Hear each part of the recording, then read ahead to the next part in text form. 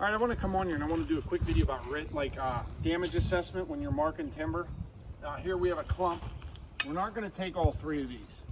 Some people say you cut one, you kill the rest. No, as long as you don't get down into this down here, you know, we'll cut this up here. This tree will live with the remaining stem or stems. We're going to cut that one in the back there, and I plan to cut that one because it has a nice hole to send it up in. We're gonna lose this one little rock maple right here, and that's it. There's a little bit of damage, but that's a dead elm. Actually, we need to check that one for mushrooms when we're done. But this one here, I want to cut. I don't want to cut that one because that's, I don't want to call it the runt of the litter of the group here, but it's the smaller one. I want to cut this one because that tree is clean, healthy, looks, I mean, it's got good quality wood in it. We want it to grow. It'll grow more stand for the landowner. We want to get this one down because I believe if I cut that back one over time, we get a strong wind from the top of the hill. This one's going to peel out of here. So I want to get rid of this big heavy one. Now we'll come up to the tree, walk right up and look down over the hill. We got 2 options. This thing wants to go naturally right at that cherry right there. I can swing it to the right and go into this hole here, but we're going to damage a lot of smaller trees. If you look over here, you see that white oak right there. She's going, I'm going to cut that tree, that white oak. So what that leaves me is the only damage I have is possibly this little cherry right there and that maple, and that maple's only about 4 inches, and maybe this maple up here, which is right there. Yeah. And there's a couple little stems beyond it, just small stuff. There's a big hole for the canopy. So I'm going to mark this one and I'm going to mark that one. That way, this tree, if you look up the cherry, see all the sucker limbs coming out of it up there? Can you, where is that it? Can you see all them? That's, something's wrong with that cherry. And the cherry in here is bad. It's got a lot of, some of it's bad, it's got a lot of red rot. So if I damage that tree, that's not a big loss. I'm gonna go and swing this tree across that way. It's gonna do way less damage than going over here, and it still benefits the landowner because he gets more residual stand, retains more residual stand, and we're leaving this one here. Now, if you look over there, we're going to do that one too. Same thing, but we're only going to take 2 stems out of that one because there's 2 mature and the rest are all pretty small. So we've got to kind of line things up here and see how we're going to do it. It's important to do that because you go through smashing everything that's left. It doesn't matter what you left. It's, you know, if it's all destroyed, it's either going to get diseased, screwed up, messed up. And it doesn't take a lot of effort to, you know, just to walk through and place trees. So I think it would be, that's why I like marking my own timber, because I know what I can do, what I can get away with. Sometimes it really sucks when you mark when you're cutting someone else's marked timber, say like something that goes for bid sale by a forester or whatever. It's just, it's not as easy as, hey, just back up to the tree and push it over, or hey, that tree can go over here. It's nice to be a cutter, to know what you can do and what you can't do with trees. So that was a turkey. There's definitely turkeys gobbling. I hear it now. So we think we've been hearing them the whole time. So, but I just wanted to show that. This will be like a short video. Sometimes it's beneficial to, you know, think that through. Now, if this is a clear cut, obviously it wouldn't matter. But you want to try to be careful. What's up, guys? Okay, we're back again. We're marking some more timber. This is the 3rd and final parcel for this landowner. This farmer got hay fields all around, and we're marking the timber that's behind him. And I'm going to do another damage / risk assessment on a tree we marked down here. But I was coming across the hill and I was coming up here and getting ready to mark that hard maple. And I said, man, look, there's an elm, a red elm. And we kind of thought the mushrooms were about over here, but it got cold again. And I was peeking at the base of this tree. And I just happened to glance over. I was like, holy shit, look at this, you know. There's some big triumphant buggers. Look at those. And they're big. I'll have her pick them here in a second. Did you find, where was the other one you found? Oh yeah, she did. She found another one right there. I wouldn't be surprised if we find a few more if we look a little harder.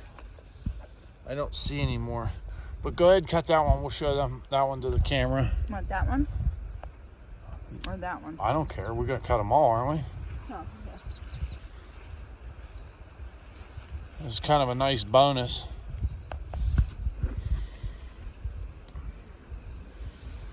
marking. And that red elm's not, it's pretty healthy still. There's one dead limb on it. I'll show the camera. That's a good one. All right, cut them two big giant. Those are the ones I saw first, and those are big. It's important to cut, not pluck. She said she might need the machete to cut these. We brought the machete for cutting through the briars today. Man, look at that one. That's the kind of stuff. A little spider on there. Mm-hmm. Look at that. A little bit of frostbite on the underside. Show that. Yeah, right there. Just a little bit, but we'll cut that right out. That'll make, wow. That is a big mushroom. Holy cow. And we had this little goober right here. This little goober is still good, actually. It just, I don't know what caused it. It fell off. That one up there, that one's real fresh. So that's a nice little bonus to what we got going on here. Nice little find. Oh, I'm falling. Yum, yum. When you look at this one, if anybody knows me, knows how big my hands are. In comparison. Yeah, so here, you hold the mushroom. So from this fingertip to this fingertip is 10 inches. Lay it on there and see how long we think it is. From this fingertip to that fingertip. Don't cheat now. Get it all the way where it goes. Where? There we go, right there.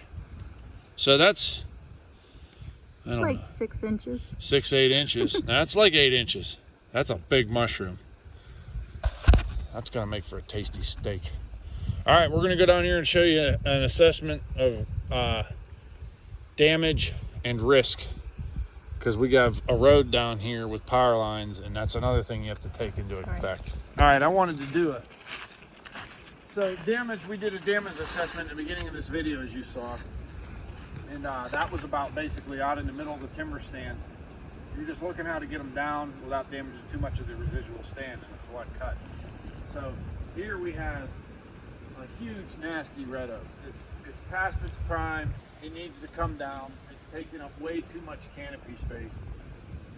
I got a road. You can't see it, but it's only about 20 yards down there. That tree naturally wants to go, I believe, now that I'm looking at it, it looks like it wants to go that way naturally. But the more I look at it, I think I can take this thing backwards this way. But I told her, when I marked these, I almost didn't mark that. Because if it went that way, my fear is it's going to catch another tree or something else and throw it out into that power line and across the road. That's just, it's not worth the risk. If I'm cutting the timber, to me, not a tree like that. We have that big nasty one over there we're going to cut. It's going to fall down in that hole that's open.